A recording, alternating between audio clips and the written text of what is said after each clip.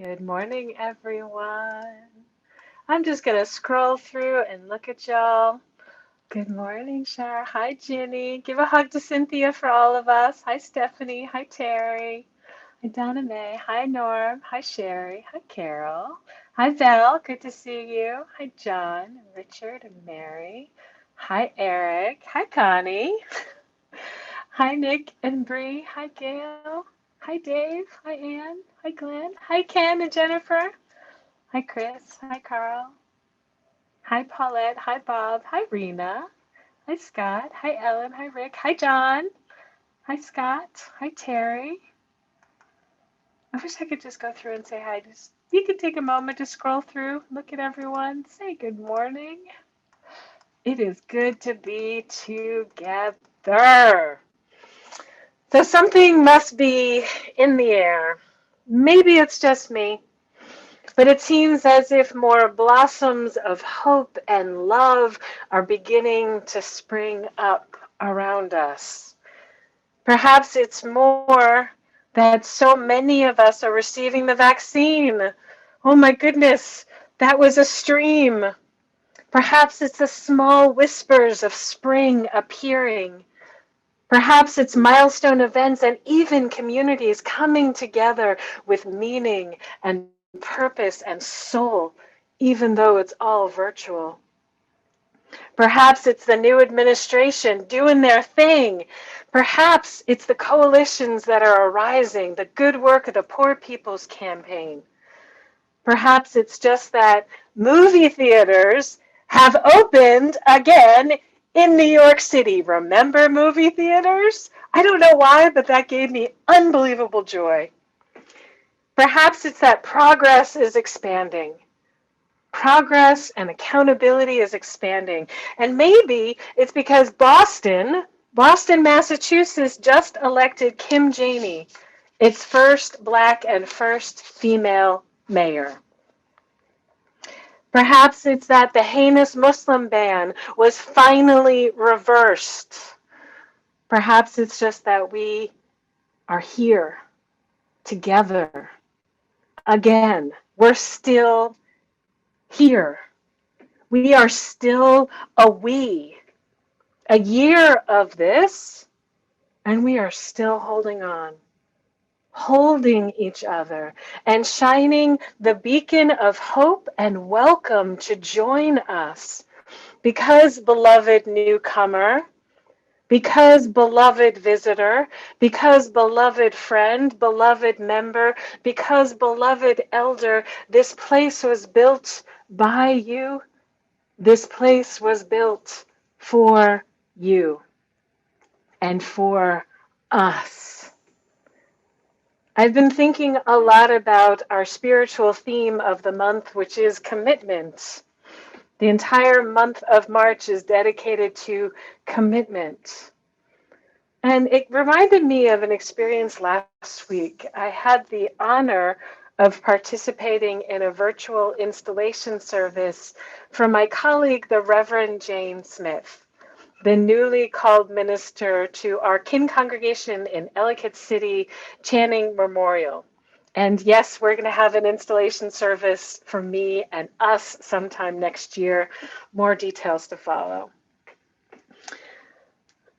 So an installation service, if you don't know, is the culminating event and ritual that marks the bonds and the commitment between the congregation and the minister.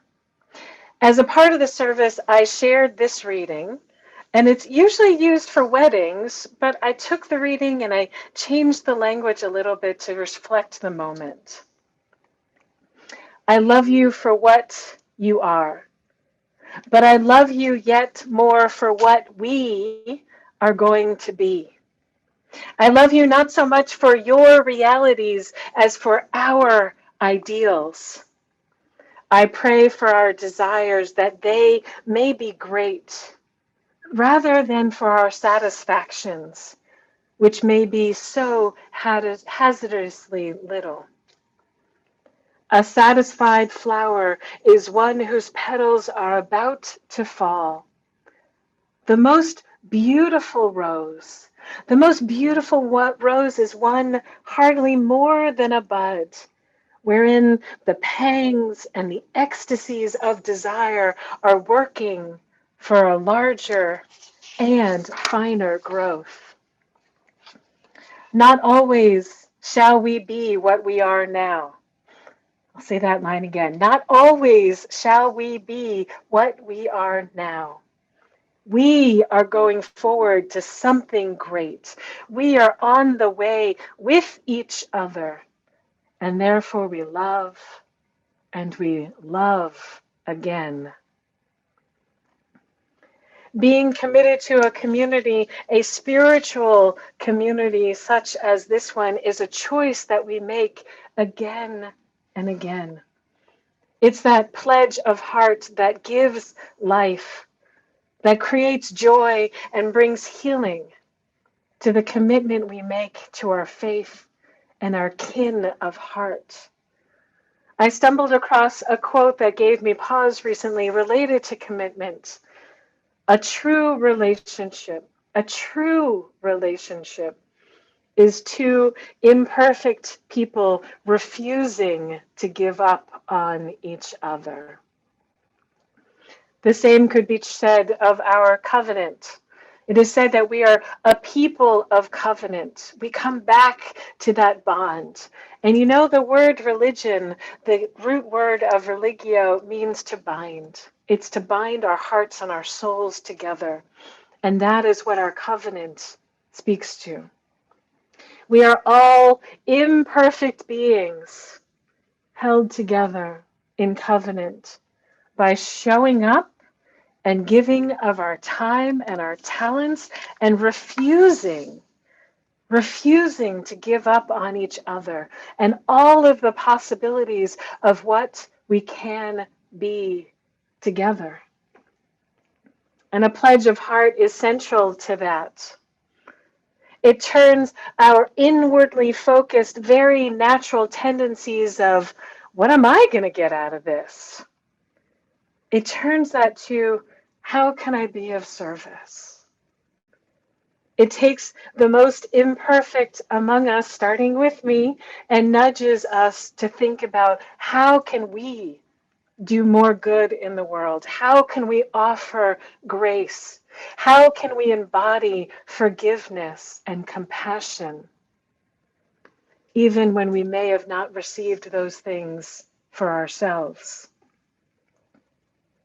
A pledge of heart asks us, how can we live our principles, raise activist kids, and transform the world? So we pledge not only our treasure, but our time and our talent as well. We make a choice, and we need each other to make that choice to continue to build the world that we seek. And it is all about love. When I was in seminary at Union Theological Seminary in New York City, I was introduced to feminist theologian Carter Hayward's work. And Carter Hayward is a brilliant, brilliant, and inspiring theologian. And she reflected on love this way. We are not automatic lovers of self or others or the world or even God. Love does not just happen. We are not love machines, puppets on a string of a deity called love. Love is a choice.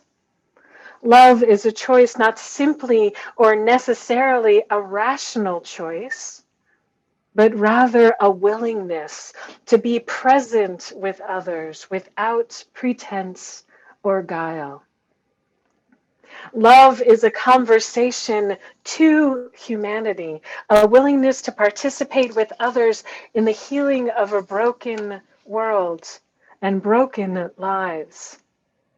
Love is the choice to experience life as a member of the human family, a partner in the dance of life, rather than as an alien in the world or as a deity above the world, aloof and apart from human flesh. So we come to spiritual communities out of a longing, the human need for fellowship, for purpose, for hope. Then we stay for connections and perhaps that weekly refresh button. And then we grow and we thrive through making ourselves vulnerable, vulnerable by being known. And we make ourselves known through our service, through this pledge of heart.